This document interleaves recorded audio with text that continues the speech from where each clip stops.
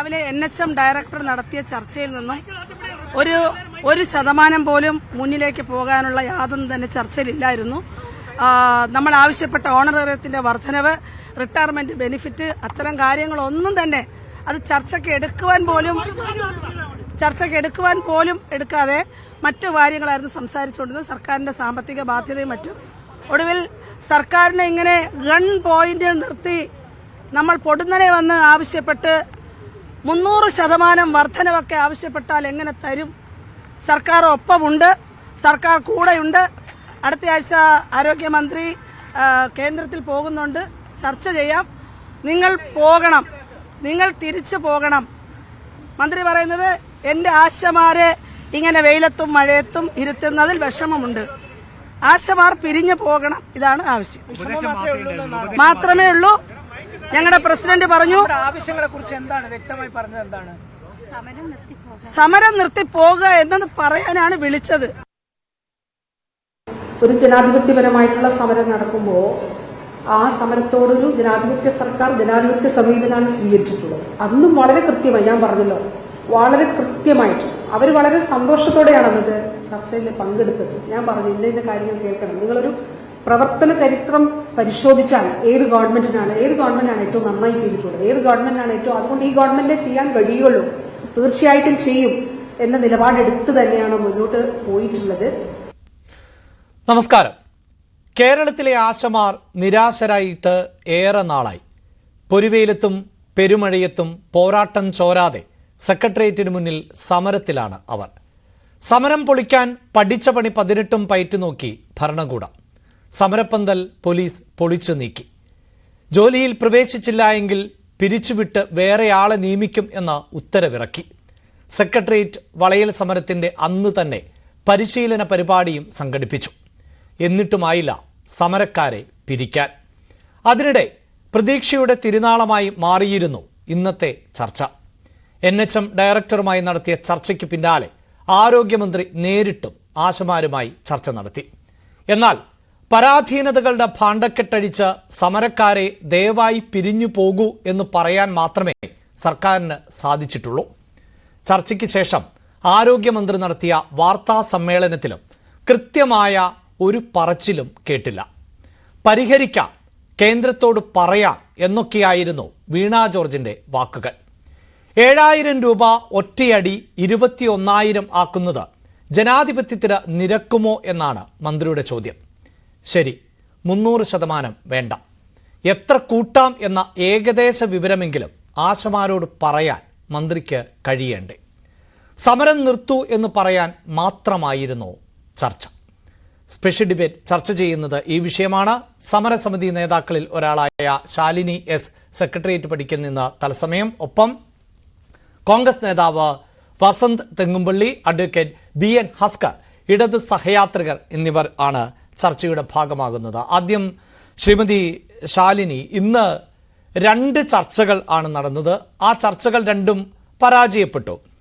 ആ ചർച്ചയ്ക്ക് നിങ്ങൾ എത്തുമ്പോൾ ഇങ്ങനെയായിരിക്കും സംഭവിക്കുക എന്നതായിരുന്നോ നിങ്ങൾ പ്രതീക്ഷിച്ചിരുന്നത്? പ്രത്യേകിച്ച് ഇത്രയും ദിവസമായി വെയിലത്തും മഴയത്തും തുടരുന്ന ഒരു സമരം, ആ സമരത്തോട് സർക്കാരിന്റെ സമീപനം എന്താകുമെന്നായിരുന്നു ചർച്ചയ്ക്ക് മുമ്പ് നിങ്ങൾ പ്രതീക്ഷിച്ചത്?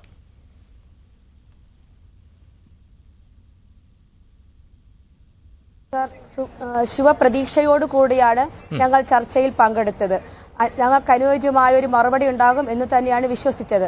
പക്ഷേ 2 ചർച്ചയിലും ഞാൻ പങ്കെടുത്തിരുന്നു. രണ്ടും നിരാശാജനകമായ മറുപടിയാണ് ഞങ്ങൾക്ക് ലഭിച്ചത്. 38ാം ദിവസം ഞങ്ങൾ ഈ ചർച്ചയ്ക്ക് പോയത് വളരെ പ്രതീക്ഷയോടെ തന്നെയായിരുന്നു.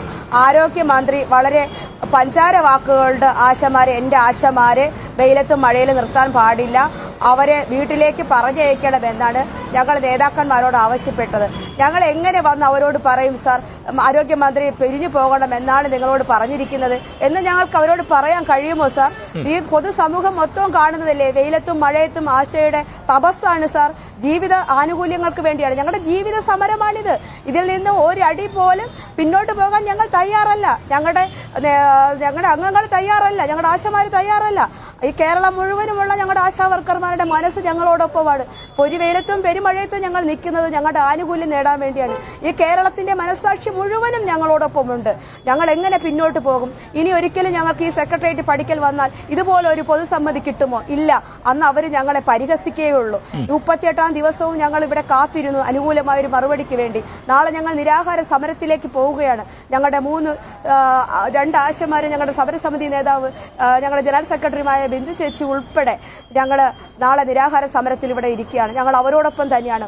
ഞങ്ങളുടെ തീരുമാനം എന്ന് പറഞ്ഞാൽ ഒരാശ കുഴഞ്ഞു വീണാൽ, അവർക്ക് എന്തെങ്കിലും സംഭവിച്ച് ആശുപത്രി അഡ്മിറ്റ് ആയാൽ അടുത്ത ആശ ആ സമിതിയിലേക്ക് ചേരുകയും ആ നിരാഹാര സമരം പിന്തുടരുകയും ചെയ്യും. ഞങ്ങൾ പൊളിഞ്ഞു പോകില്ല സർ. ഞങ്ങൾക്കതിന് കഴിയില്ല. ഞങ്ങൾ അതിനല്ല ഇവിടെ വന്നിരുന്നത്.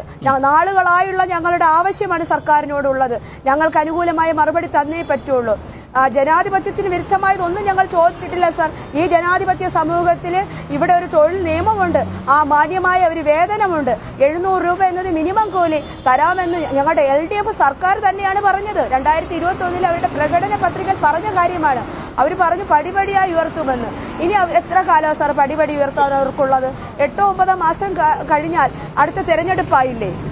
അപ്പോൾ ഞങ്ങൾക്ക് വാഗ്ദാനം തന്നവരോടല്ലേ ഞങ്ങൾക്ക് ചോദിക്കാൻ പറ്റുകയുള്ളൂ. അടുത്ത ഏത് സർക്കാരാണ് വരുന്നതെന്ന് നമുക്ക് വിധി എഴുതാൻ പറ്റുമോ? അത് ഈ സമൂഹമല്ലേ വിധി എഴുതേണ്ടത്? സമൂഹം എങ്ങനെയാ വിധി എഴുതുന്നത്? ഒരു ഭരണകൂടത്തിന്റെ നടപ്പുകൾ, അവരുടെ പ്രവർത്തന രീതികൾ വിലയിരുത്തിയാണ് പൊതുജനം വോട്ട് ചെയ്യുന്നത്. അപ്പോൾ ആര് വരും ആര് വരില്ല എന്ന് നമുക്ക് പറയാൻ കഴിയില്ല. അപ്പോൾ ഞങ്ങളുടെ ആവശ്യങ്ങളെ ഞങ്ങൾക്കൊരു തുലാസിലിരുത്തി തൂക്കാൻ പറ്റില്ല സാർ. പറഞ്ഞവരോട് തന്നെയാണ് അത് ചോദിക്കാനുള്ള അവകാശവുമുള്ളത്. പറഞ്ഞവർ വാക്ക് പാലിക്കട്ടെ. അല്ലെങ്കിൽ അന്ന് ഞങ്ങളുടെ ആരോഗ്യമന്ത്രി പറയാത്തത് എന്തേ? എന്തെങ്കിലും ഒരു ഞങ്ങൾ ചർച്ചയ്ക്ക് വെക്കാം, തീരുമാനിക്കാം. ആ കേന്ദ്രത്തിൽ പോവാമെന്ന് ആരോഗ്യമന്ത്രി പറഞ്ഞിരിക്കുന്നത്. കേന്ദ്ര ആരോഗ്യമന്ത്രിയുമായി സംസാരിച്ച് ഞങ്ങളുടെ വർധനവ് ഉണ്ടാക്കാമെന്ന്. ഞങ്ങളുടെ വേതന വർധനവ് ആരോഗ്യമന്ത്രി പറയുന്നതിന് മുമ്പേ ഞങ്ങൾ പലതവണയായിട്ട് ഞങ്ങൾ അറിയിച്ചിട്ടുണ്ട്.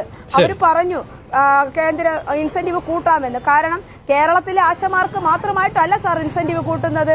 നമ്മുടെ ഇന്ത്യയിലെ 10 ലക്ഷത്തോളം വരുന്ന ആശാപ്രവർത്തകർക്ക് വേണ്ടിയാണ് ഇൻസെന്റീവ് വർദ്ധിപ്പിക്കുന്നത്. 17 വർഷക്കാലമായി അവരും കൂട്ടിയിട്ട്. അപ്പോൾ അവർക്ക് NHM-ഉമായിട്ട് എല്ലാ സ്റ്റേറ്റിന്റെ NHM-ഉം ഡയറക്ടറേറ്റുമായിട്ട് കൂടി ആലോചിച്ച് ഇൻസെന്റീവിൽ ഒരു വർധനവ് വരുത്താൻ പറ്റുള്ളൂ. പക്ഷെ ഞങ്ങൾ ഇന്ന് മിനിമം ഉന്നയിച്ചിരിക്കുന്ന നമ്മുടെ 3 ഡിമാൻഡുകൾ, അതായത് 21,000 രൂപ മിനിമം വേതനം, പെൻഷൻ ആകുന്ന ആശയ്ക്ക് 5 ലക്ഷം രൂപ ആനുകൂല്യം, പിന്നെ പെൻഷൻ വിറ്റ് പിരിയുമ്പോൾ ഒരു നിശ്ചിതമായ ഒരു പെൻഷൻ തുകയും നൽകണം. ഈ 3 പ്രധാന ഡിമാൻഡുകളാണ് ഇപ്പോൾ ഞങ്ങൾ ഗവൺമെന്റിന് മുമ്പാകെ വെച്ചിരിക്കുന്നത്.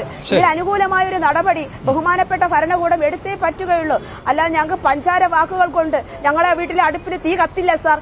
ആശയുടെ വിശപ്പ് മാറണമെങ്കിൽ അധ്വാനിക്കുന്ന സ്ത്രീ തൊഴിലാളിക്ക് കൂലി നൽകണം. അവിടെ ശാലിനി, ഞാനൊന്ന് ഇടപെട്ടുകൊണ്ട് ചോദിക്കുന്നത്, ഈ ചർച്ചയ്ക്ക് ശേഷം സന്നദ്ധ പ്രവർത്തനം ഒന്നും പറയാൻ പറ്റില്ല. ശരി, ചർച്ചയ്ക്ക് ശേഷം ഇന്ന് ആരോഗ്യമന്ത്രി മാധ്യമങ്ങളെ കണ്ടപ്പോൾ അടക്കം സംസാരിച്ചത് വളരെ അനുഭാവപൂർണമായി ഈ വിഷയത്തെ പരിഗണിക്കാം എന്ന് തന്നെയാണ് ആശമാരോട് പറഞ്ഞത് എന്നുള്ളതായിരുന്നു.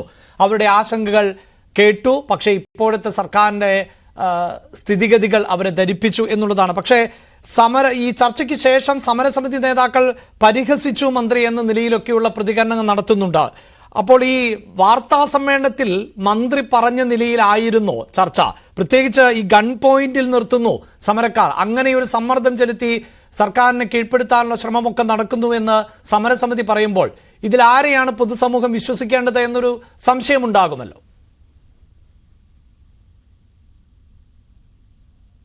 സാർ, ഒരു സംശയവും വേണ്ട.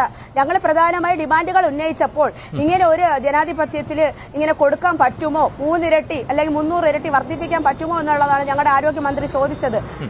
സാർ, അത് എന്തെങ്കിലും ഒരു തീരുമാനം അവരല്ലേ പറയേണ്ടത്. ഞങ്ങൾ 21,000 ചോദിച്ചു. അതല്ല, ഞങ്ങൾക്ക് ഇത്രേ തരാൻ പറ്റുകയുള്ളൂ എന്നൊരു ഡിബേറ്റിലേക്ക് അവർ വന്നോ? ഇല്ല. എന്തുകൊണ്ട് വന്നില്ല? അപ്പോൾ എന്താ പറഞ്ഞത്? ഞങ്ങൾ ലേലം വിളിക്കാനാണോ വന്നതെന്നാണ് ചോദിച്ചത്. ലേലം വിളിക്കാൻ ചെന്നതല്ല സാർ. ഒരു ചർച്ചയാവുമ്പോൾ അതിനൊരു മൊറാലിറ്റി ഉണ്ട്. നമ്മൾ ഒരു ആവശ്യം ഉന്നയിക്കുമ്പോൾ അത് തരാം അല്ലെങ്കിൽ തരാൻ പറ്റില്ല, ഞങ്ങൾക്ക് ഇന്ന ലെവലിൽ അത് ചെയ്യാം എന്നല്ലേ ഒരു ഭരണകൂടം പറയേണ്ടത്. അല്ലാതെ ഒന്നും ചെയ്യാൻ പറ്റില്ല, ഞങ്ങൾ പിരിഞ്ഞു പോകണമെന്ന് പറഞ്ഞാൽ, ഇവിടെ നിന്ന് എണീറ്റ് പോകണമെന്ന് പറഞ്ഞാൽ എങ്ങനെ പോകും സാർ? അതിന് കഴിയുമോ? അങ്ങനെ വെറുതെ പിരിഞ്ഞു പോകാനല്ല ഞങ്ങൾ ഇവിടെ വന്നിരുന്നത്. ഞങ്ങളുടെ ആവശ്യങ്ങൾ നേടിയെടുത്തിട്ടേ ഞങ്ങൾ പോകുന്നുള്ളൂ. അതിന് ഓണറേറിയം വർദ്ധിപ്പിക്കാൻ സംസ്ഥാന ഗവൺമെന്റിന് കഴിയും. ഇല്ല എന്ന് അവർ പറയരുത്. അവർ ഞങ്ങളെ വിളിച്ചിട്ട് എന്താ പറഞ്ഞത്? സംസ്ഥാന ഖജനാവിന്റെ ദാരിദ്ര്യം കേൾക്കാനല്ല സാർ ആശമാര് ചെന്നത്. പാവപ്പെട്ട ആശയരുടെ ദാരിദ്ര്യം മാറ്റാൻ വേണ്ടി ഈ ഭരണകൂടം എന്ത് നൽകും, അവർക്ക് എന്ത് ചെയ്യാൻ കഴിയും എന്ന് ചോദിക്കാനാണ് സാർ ഞങ്ങൾ അവിടെ ചെന്നത്. എന്തോ പറയോ, ഭിക്ഷ ചോദിച്ചു ചെന്നവന്റെ മുമ്പിൽ മുതലാളി ഭിക്ഷപാത്രം കമഴ്ത്തിയിട്ട് എന്റെ വീട്ടിൽ ഒന്നുമില്ല എന്ന് പറയുന്ന അവസ്ഥയായിപ്പോയി സാർ. അത് വളരെ ഖേദകരമാണ്, വളരെ ഖേദകരം. യെസ്, ഞാൻ താങ്കളിലേക്ക് വരാം. ശ്രീ വസന്ത് തെങ്ങമ്പള്ളി, ഇവിടെ മന്ത്രി വാർത്താ സമ്മേളനത്തിൽ പറഞ്ഞ ഒന്ന് രണ്ട് മറ്റു പ്രധാനപ്പെട്ട പോയിന്റുകൾ എന്നത് സ്ത്രീ സന്നദ്ധ പ്രവർത്തകർ എന്ന നിലയിലുള്ള കേന്ദ്രത്തിന്റെ മാനദണ്ഡങ്ങൾ മാറ്റും, കേന്ദ്ര ആരോഗ്യമന്ത്രിയെ കണ്ട് സംസാരിക്കാം, ഇൻസെന്റീവ് വർധന ഉൾപ്പെടെയുള്ള വിഷയങ്ങൾ ഈ മന്ത്രിയുമായുള്ള അപ്പോയിന്റ്മെന്റിൽ ചർച്ചയായി വരും എന്നുള്ളതാണ്. അല്പസമയം മുമ്പ് JP നദ്ദ ഈ വിഷയത്തെ സംബന്ധിച്ച് പ്രതികരിച്ച പശ്ചാത്തലമുണ്ട്. ആശാവർക്കർമാരുമായി സർക്കാർ ഈ കൃത്യമായ ആശയവിനിമയം നടത്തി. അതായത് നേരത്തെ ശാലിനി സൂചിപ്പിച്ചതുപോലെ രാജ്യത്തെ മുഴുവൻ ആശാവർക്കർമാരുമായുള്ള ആശയവിനിമയത്തിന് ശേഷം ഇൻസെന്റീവ് അടക്കം വർദ്ധിപ്പിക്കുന്നതിൽ തീരുമാനമെടുക്കും എന്നുള്ളതാണ്. നിലവിലെ ചില പ്രതിസന്ധികൾ, വെല്ലുവിളികൾ, അതാണിപ്പോഴും സംസ്ഥാന മന്ത്രിമാർ ഉയർത്തി കാണിച്ചുകൊണ്ടേയിരിക്കുന്നത്. നോക്കൂ ശ്രീ അഭിലാഷ്, കേന്ദ്രത്തെ പൂർണ്ണമായും കുറ്റപ്പെടുത്തി ഞങ്ങൾക്കിതിൽ പങ്കില്ല എന്ന്, എനിക്ക് ഈ രക്തത്തിൽ പങ്കില്ല എന്ന് പറഞ്ഞ് പണ്ട് പിലാത്തോസ് കൈ കഴുകിയതുപോലെ കൈ കഴുകി പോകാൻ സർക്കാരിന് സാധിക്കില്ല എന്നുള്ളതാണ് യാഥാർത്ഥ്യം. അതിൽ രണ്ട് പ്രധാനപ്പെട്ട കാരണങ്ങളുണ്ട്. ഒന്ന്, ഇതേ സർക്കാരും ഈ വിഷയവുമായി ബന്ധപ്പെട്ട് ചർച്ചകളിൽ പങ്കെടുക്കുന്ന ഇടതു പ്രതിനിധികളും എപ്പോഴും ആവർത്തിച്ചു പറയുന്ന ഒരു കാര്യം എന്താണ്? ഉമ്മൻചാണ്ടി ഗവൺമെന്റിന്റെ കാര്യത്തിൽ 2016 നോക്കണം. 2016 500-ൽ നിന്ന് 1000 ആയിരുന്നു ഇവർക്ക് കൊടുത്തിരുന്ന ഇൻസെന്റീവ്. അത് ഞങ്ങൾ വന്നപ്പോൾ 7000 ആക്കി. ഏത് ഉമ്മൻചാണ്ടി ഗവൺമെന്റിന്റെ കാലത്ത് ഇവർ ചെയ്യേണ്ടിയിരുന്നത് 3 ജോലികളായിരുന്നു. ഏതാണ്ട് 3 മണിക്കൂറിന് ശേഷം അവർക്ക് വീട്ടിൽ പോവാം, അവർക്ക് മറ്റു ജോലികളിൽ വ്യാപരിക്കാം. ഇന്ന് 43 ജോലികൾ സംസ്ഥാന സർക്കാർ ഡെലഗേറ്റ് ചെയ്ത് ഇവരെ കൊണ്ട് ചെയ്യിപ്പിക്കുകയാണ്.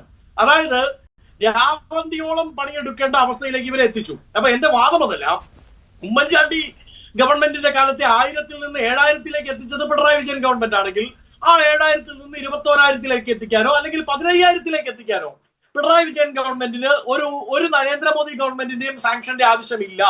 ഇനി മറ്റൊരു കാര്യം, ഇവർ മേനി നടിക്കുന്നത് പോലെ ഈ കേരളമല്ല ഇന്ത്യയിലെ 1ാം സംസ്ഥാനം ഏറ്റവും കൂടുതൽ ഇൻസെന്റീവ് കൊടുക്കുന്നത്, ഏറ്റവും കൂടുതൽ ഹോണറേറിയം കൊടുക്കുന്നത്. അത് സിക്കിമാണ്. രണ്ടാമത് കർണാടകയാണ്. കർണാടകയിൽ കഴിഞ്ഞ ദിവസമാണ് ആശമാർ സമരം ഉണ്ടായി. ഞങ്ങളുടെ സർക്കാരാണല്ലോ, ഞാൻ അത് പറയുന്നതിൽ യാതൊരുവിധ മടിയുമില്ല. അവിടെ 8,000 രൂപയായിരുന്നു ഹോണറേറിയം. അവിടുത്തെ ആശമാർ സമരം ചെയ്തു. നിതീഷ് ഗുണ്ടറാവു അവിടുത്തെ ആരോഗ്യ വകുപ്പ് മന്ത്രി ആ സമരവേദിയിലെത്തി അവരോട് പറഞ്ഞു, ഞങ്ങൾ 9,500 ആക്കി തരാം. എന്നിട്ട് അത് പ്രഖ്യാപിക്കുകയും ചെയ്തു. അപ്പൊ നോക്കൂ, വിവിധ സംസ്ഥാനങ്ങളിൽ വിവിധ ഹോണറേറിയങ്ങളാണ്. അത് നമുക്ക് മനസ്സിലാക്കി തരുന്നത് എന്താണ്?